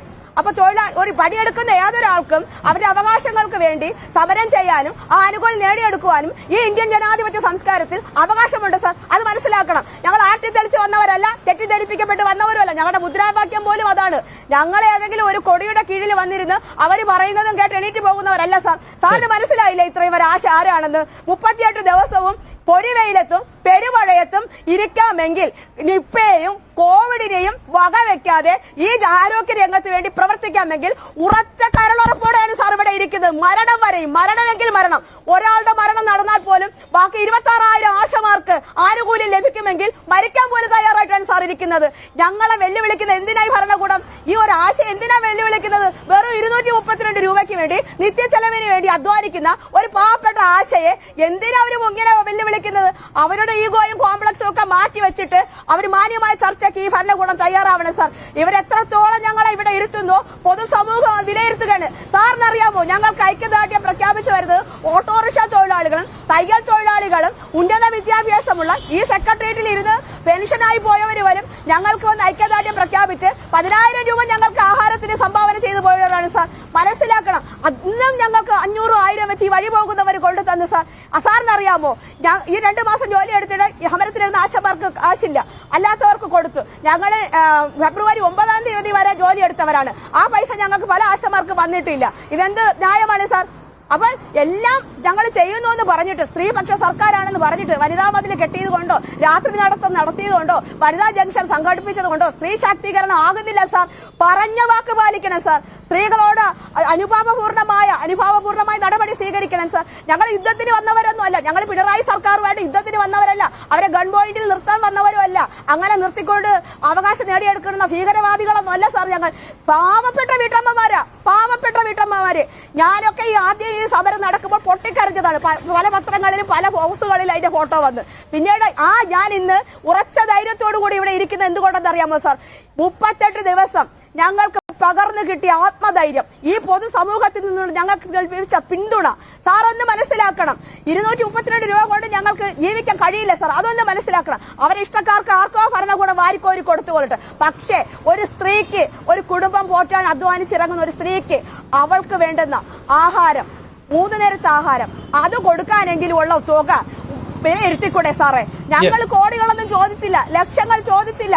ഞങ്ങൾ AC കാറും ഞങ്ങൾക്ക് ഫീൽഡിൽ പോയി AC വണ്ടികളും ഒന്നും ഞങ്ങൾ ചോദിച്ചില്ല സാർ. ഞങ്ങൾക്ക് ആഹാരം കഴിക്കാനുള്ള, ഞങ്ങളുടെ കുടുംബം, ഞങ്ങളുടെ മെഡിസിൻ, ഇതൊക്കെ മുന്നോട്ട് കൊണ്ടുപോകാനുള്ള ഒരു ഉപാധി ഈ സർക്കാർ മുന്നോട്ട് വെച്ചില്ലെങ്കിൽ അത് അവർക്ക് തന്നെയാണ് നാണക്കേട്. ജനാധിപത്യവും സോഷ്യലിസവും പ്രസംഗിച്ചിട്ട് കാര്യമില്ല സാർ. അതാണ് ഈ 38 ദിവസത്തെ സമരം തുടരുമ്പോഴും എന്റെയും സംശയം, ഒരു ചർച്ചയാണല്ലോ ഇവരെ ചർച്ചയ്ക്കാണല്ലോ വിളിച്ചത്. ആ ചർച്ചയ്ക്ക് വിളിക്കുമ്പോൾ എന്തെങ്കിലും ഒന്ന് മുന്നോട്ട് വെക്കാൻ സർക്കാരിന് കഴിയേണ്ടതില്ലേ എന്നുള്ളതായിരുന്നു. ശ്രീ ഹസ്കർ, ഞാൻ ആവർത്തിച്ച് ചോദിക്കുന്നത്, താങ്കൾ ഈ പറയുന്നത് പോലെയുള്ള വർധനവൊക്കെ ഈ സർക്കാരിന്റെ കാലഘട്ടത്തിൽ നടത്തിയിട്ടുണ്ടാകാം. പക്ഷേ അതുപോലെ മറ്റു പല മേഖലകളിലും അത്രമേൽ വലിയ വർധനവ് നടത്തി. അതിന്റെ ന്യായീകരണങ്ങൾ താങ്കൾ പറഞ്ഞു കഴിഞ്ഞു. ഇവിടെ ഇതാ ഈ 21,000 രൂപയുമായി ആവശ്യവുമായി മുന്നോട്ട് വരുന്നവർക്ക് അത് തന്നെ കിട്ടണം എന്നില്ലല്ലോ. ഒരു സമരമാണ്, ആ സമരത്തിന്റെ അംഗബലം കൊണ്ടൊന്നുമല്ല ആ സമരത്തെ അളക്കേണ്ടത്, അവരുടെ ആവശ്യത്തിന് മെറിറ്റ് നോക്കിയാണ്. അപ്പോൾ എന്ത് വർദ്ധിപ്പിക്കാം, എന്ത് സഹായിക്കാം എന്ന ഒരു ഉറപ്പെങ്കിലും അവർക്ക് നൽകാൻ പറ്റുന്നില്ല എങ്കിൽ പിന്നെ എങ്ങനെയാണ് അവർക്ക് പിരിഞ്ഞു പോകാൻ പറ്റുക? അഭിലാഷ്, ഇതില് ഞാൻ ഈ ആശമാരുടെ ഈ സമരത്തെ ഒരു തരത്തിലും അവർക്ക് വിദ്യാഭ്യാസം ഇല്ലാത്തവരെന്നോ അവർ സംസ്കാരം ഇല്ലാത്തവരെന്നോ ഒരു തരത്തിലും ഞാൻ അവരെ അവഹേളിക്കാൻ ഒന്നും പറഞ്ഞിട്ടില്ല. ഞാൻ അവരെ ഈ സമരത്തിന്റെ തീക്ഷ്ണതയും ആ സമരത്തിന്റെ ഊർജത്തെയും പൂർണ്ണതോതിൽ ഉൾക്കൊള്ളുന്ന ഒരു വ്യക്തിയാണ് ഞാൻ ആ സമരം അനുഭാവപൂർവ്വം ഈ സർക്കാർ പരിഗണിക്കും എന്ന് കരുതുന്ന വ്യക്തിയാണ് ഞാൻ. ഒരു ഘട്ടത്തിൽ പോലും അവരെ സമരത്തെ ഏതെങ്കിലും തരത്തിൽ അവഹേളിച്ചുകൊണ്ട് വർത്തമാനം പറയുന്നത്. പക്ഷെ അവരിൽ സമരത്തിന്റെ നേതൃനിരയിലേക്ക് വന്നിട്ടുള്ള ആളുകൾ, ഇവരിലെ കേരളത്തിൽ 26,125 ആശമാരുണ്ടെങ്കിൽ അതിൽ 20,000-ൽ-അധികം ആശമാർ പ്രവർത്തിക്കുന്നത് CATU-ൽ അഫിലിയേറ്റ് ചെയ്തിട്ടുള്ള സംഘടനയിലാണ്. സ്വാഭാവികമായും ഏറ്റവും കൂടുതൽ അംഗബലമുള്ള സംഘടന CATU-ന്റേതാണ് എന്ന് പറയുമ്പോൾ അത് CATU ആണ് എല്ലാ കാര്യങ്ങളും തീരുമാനിക്കുന്ന അർത്ഥത്തില്ല. അവർക്കും ട്രേഡ് യൂണിയൻ എന്ന നിലയിൽ പ്രവർത്തിക്കാൻ ആർക്കും സ്വാതന്ത്ര്യമുള്ള ഒരു നാട്ടിലാണ് നിൽക്കുന്നത്, നമ്മുടെ ഒരു ജനാധിപത്യ രാജ്യം. അപ്പൊ സ്വാഭാവികമായും എന്തുകൊണ്ട് കേരളത്തിലെ ഈ ഒരു നിശ്ചിത അളവിൽപ്പെട്ടിട്ടുള്ള ആശമാർ ഇങ്ങനെ സമരം ചെയ്യുമ്പോൾ ആ സമരത്തിൽ ഒരു രാഷ്ട്രീയ പ്രേരിതവും ആ രാഷ്ട്രീയ പ്രേരിതത്തിന്റെ നേതൃനിരയിൽ നിൽക്കുന്ന ആളുകൾ ചില ആശമാർ തെറ്റിദ്ധരിക്കപ്പെട്ടിട്ടുണ്ടെന്നാണ് ഞാൻ ഇതിൽ ഏറ്റവും അടിസ്ഥാനപരമായി പറയാൻ ഉദ്ദേശിക്കുന്നത്. ഇവരെ തൊഴിലാളികളായി പ്രഖ്യാപിച്ചാൽ മാത്രമേ ഇവരാഗ്രഹിക്കുന്ന തരത്തിൽ ഇവരുയർത്തുന്ന മുദ്രാവാക്യം, ഈ സമരത്തിന്റെ മുദ്രാവാക്യം എന്ന അർത്ഥത്തിൽ അവർ ഉയർത്തുന്ന മുദ്രാവാക്യത്തിന്റെ പ്രസക്തിയുള്ളൂ എന്നുള്ളതാണ്. ഇവരെ തൊഴിലാളികളായി പ്രഖ്യാപിക്കണം. ഇവർ ഒരു തരത്തിലും സന്നദ്ധ പ്രവർത്തകരായി തുടരുന്നിടത്തോളം കാലം ഓണറേറിയം വർദ്ധിപ്പിക്കുന്നതല്ലാതെ ഇവർക്ക് ശമ്പളവും വേതനവും അതിന്റെ വ്യവസ്ഥകളും ആനുകൂല്യങ്ങളും നൽകുന്നതിന് ഒരു സർക്കാരിനും കഴിയില്ല. ആ വസ്തുത ഇവരെ ബോധ്യപ്പെടുത്തുക. അതുകൊണ്ടാണ് അവർ തെറ്റിദ്ധരിക്കപ്പെട്ടവരെന്ന് പറയേണ്ടി വരുന്നത്, അത്തരത്തിൽ അവരോട് മുഖത്തു നോക്കി അങ്ങനെ സംസാരിക്കേണ്ടി വരുന്നത് എന്നുള്ളതാണ് വസ്തുത. അവർ നടത്തിയിട്ടുള്ള സേവനം ഈ സമൂഹത്തിൽ അവർ നടത്തിയിട്ടുള്ള കേരളം ലോകത്തിനാകമാനം നീതി ആയോഗിന്റെ കണക്കുകൾ പരിശോധിച്ചു കഴിഞ്ഞാൽ ശിശുമരണ നിരക്കിൽ കേരളം രാജ്യത്ത് മാതൃകയായി ഒന്നാമത് നിൽക്കുന്നു. എന്തുകൊണ്ട്? ഈ ആശമാരുടെ പ്രവൃത്തിയാണെന്നേ. ഈ ആശമാർ ഓരോ വീടുകളിലും ചെന്ന് ഗർഭസ്ഥ അവസ്ഥയിലായിരിക്കുന്ന സ്ത്രീകളോട്, തീർച്ചയായും അതെല്ലാം പൊതുസമൂഹത്തിന് അറിയാമല്ലോ. അതുകൊണ്ടാണല്ലോ എന്തുകൊണ്ട് അവർക്ക് അല്പമെങ്കിലും വർദ്ധിപ്പിച്ചു കൊടുത്തുകൂടെ എന്ന് ചോദിക്കുന്നു. താങ്കൾ ഈ പറഞ്ഞ 20,000-ന്റെ കണക്ക് ഈ CATU-വിലെ മുഴുവൻ ആശമാരും തൃപ്തരാണ് എന്നാണോ താങ്കൾ പറയുന്നത്? അങ്ങനെയല്ല. 26,125 ആശമാരുടെയും ആഗ്രഹം സ്വാഭാവികമായി 232 രൂപ എന്ന തുച്ഛമായ ശമ്പളത്തിൽ അല്ലെങ്കിൽ വേതനത്തിൽ ജോലി ചെയ്യുക എന്ന് പറയുന്നത് നിർഭാഗ്യകരമായ സാഹചര്യമാണ്. അത് തന്നെയല്ലേ ശ്രീ ഭാസ്കർ ഏറ്റവും പ്രധാനം. ഇവിടെ ശാലിനി സൂചിപ്പിച്ചല്ലോ, അതായത് ഈ സമരത്തിന്റെ മുൻനിരയിലുള്ളവർക്ക് മാത്രം ഇത്തവണ ഈ ഓണറേറിയം കിട്ടിയിട്ടില്ല. അപ്പോൾ ഈ CITUവിൽ അംഗമായിട്ടുള്ളവരൊക്കെ എങ്ങനെ പ്രതിഷേധിക്കുമെന്നാണ് താങ്കൾ പറയുന്നത്? അവർക്ക് അത് അടക്കി പിടിച്ചിരിക്കാനല്ലേ സാധിക്കും? അല്ല, സന്നദ്ധ പ്രവർത്തകരാണ്. അവർ ജോലി ചെയ്യാതിരുന്നാൽ, അവരുടെ അറ്റൻഡൻസ് രേഖപ്പെടുത്താതിരുന്നാൽ അവർക്ക് ശമ്പളം കൊടുക്കണം എന്ന് വാശി പിടിച്ചാൽ ചെയ്ത ദിവസത്തെ ശമ്പളം കൊടുക്കാൻ പാടില്ലേ? 9-ാം തീയതി വരെ അവർ ജോലി ചെയ്തല്ലോ, അത് കിട്ടിയില്ല എന്നാണ് ശാലിനി പറഞ്ഞത്. അല്ലല്ല, 9-ാം തീയതി വരെ ജോലി ചെയ്തിട്ടുള്ള ശമ്പളം കൊടുത്തിട്ടുണ്ടാവും. അത് കൊടുത്തിട്ടില്ലാത്തവർക്ക് ലഭിക്കുന്നതിനുള്ള സാഹചര്യം ഉണ്ട്. ഒരു സംശയമില്ല കാര്യത്തിൽ. അഭിലാഷ് നാളെ ജോലിക്ക് വരുന്നില്ല, നാളെ മുതൽ ഒരു മാസത്തേക്ക് ജോലിക്ക് വരുന്നില്ല, ഞാൻ സമരത്തിലാണെന്ന് പ്രഖ്യാപിച്ചു കഴിഞ്ഞാൽ അഭിലാഷിന് ശമ്പളം ലഭിക്കണമെന്ന് അവകാശപ്പെടാനുള്ള ഏതെങ്കിലും തരത്തിലുള്ള നിയമപരവും സാമൂഹികപരമായിട്ടുള്ള ഉത്തരവാദിത്വമുണ്ട്? ഒരു ഉത്തരവാദിത്വമില്ല കാര്യത്തിൽ. സമരത്തിൽ ഇരിക്കുന്നവർ എല്ലാം ത്യജിച്ചുകൊണ്ട് സമരം ചെയ്യുകയാണ് എന്നാണ് അവർ അവകാശപ്പെടുന്നത്. അപ്പൊ സ്വാഭാവികമായും ശമ്പളം അതൊക്കെ ഒരു ന്യായമാണ്. താങ്കൾ ഒരു എത്രയോ പോരാട്ടങ്ങൾക്ക് നേതൃത്വം നൽകിയിട്ടുള്ള സംഘടനയിൽപ്പെട്ടവരാണ് നമ്മളുടെ ഭരണകൂടത്തിന്റെ ഭാഗമായി ഇപ്പോഴുള്ളത്. ഇങ്ങനെയൊക്കെയാണ് ഒരു സമരത്തിന്റെ ഭാഗമായാൽ അതിനർത്ഥം അവരിനി ആ മേഖലയിൽ തൊഴിൽ ചെയ്യാൻ അർഹരല്ല എന്ന നിലയിലാണ് അവരെ സമീപിക്കേണ്ടത്. ഒരു തരത്തിലല്ല. ഇവർ സംസ്ഥാന സർക്കാരിനെ സംബന്ധിച്ചിടത്തോളം, ആരോഗ്യവകുപ്പിനെ സംബന്ധിച്ചിടത്തോളം ഏറ്റവും പരിണിത പ്രജ്ഞരായിട്ടുള്ള ആളുകളാണ് ഇപ്പോ ഈ സമരമുഖത്ത് നിൽക്കുന്നത്. അവരെ അങ്ങനെ നിരാകരിച്ചുകൊണ്ട് സംസ്ഥാന സർക്കാരിന് മുന്നോട്ട് പോകാനായില്ല. അതുകൊണ്ടാണ് 15-2 ഇന്നും മന്ത്രിതലത്തിൽ അവരെ ചർച്ചയ്ക്ക് വിളിച്ചത്. അവിടെ അതിനൊരു ചർച്ചയെന്ന് പറയാൻ പറ്റില്ല ഭാസ്കർ. അവിടെ ഒരു ചർച്ചയുടേതായ വാതിൽ തുറന്നില്ല. എന്തെങ്കിലും ഒരു നിർദ്ദേശം, നിങ്ങളൊരു കാര്യം ഈ 300% ആവശ്യം കുറയ്ക്കൂ, അല്ലെങ്കിൽ ഇത്രയേ ഞങ്ങൾക്ക് വർദ്ധിപ്പിക്കാൻ പറ്റൂ, അങ്ങനെ എന്തെങ്കിലും ഒരു നിർദ്ദേശം ലഭിച്ചിരുന്നുവെങ്കിൽ ഒരു പക്ഷെ അവർ പുനർചിന്തനം നടത്തിയേനെ. അങ്ങനല്ല. ഒരു ചർച്ചയ്ക്ക് ചെല്ലുമ്പോൾ കൃത്യമായ അജണ്ടയോടുകൂടി ഒരു സമരസമിതി ചർച്ചയ്ക്ക് പോയാൽ ചർച്ചയിൽ ഒരു കാരണവശാലും സൊല്യൂഷനിലേക്ക് എത്തില്ല. ഇവിടെ എന്താ ആരോഗ്യമന്ത്രി പറഞ്ഞിട്ട് ഒരൊറ്റ കാര്യമുള്ളൂ, അനുഭാവപൂർവ്വം നിങ്ങളുടെ കാര്യങ്ങൾ പരിഗണിക്കാം. 15-2 കാര്യമാണ്. 15-2 ഈ സമരത്തിനു മുമ്പ് ഈ സമരസമിതി നേതാക്കളുമായി ചർച്ച ചെയ്യുമ്പോൾ മന്ത്രി കൊടുത്ത ഉറപ്പ്, ഞങ്ങൾ നിങ്ങളുടെ കാര്യം അനുഭാവപൂർവ്വം പരിഗണിക്കാം, ധനവകുപ്പുമായി ഈ കാര്യങ്ങൾ ചർച്ച ചെയ്ത് ഇതിനാവശ്യമായി ഓണറേറിയം വർദ്ധിപ്പിക്കുന്നത് ആവശ്യമായിട്ടുള്ള കാര്യങ്ങൾ ചെയ്യുന്നതിനാവശ്യമായിട്ടുള്ള നടപടിയെടുക്കാം.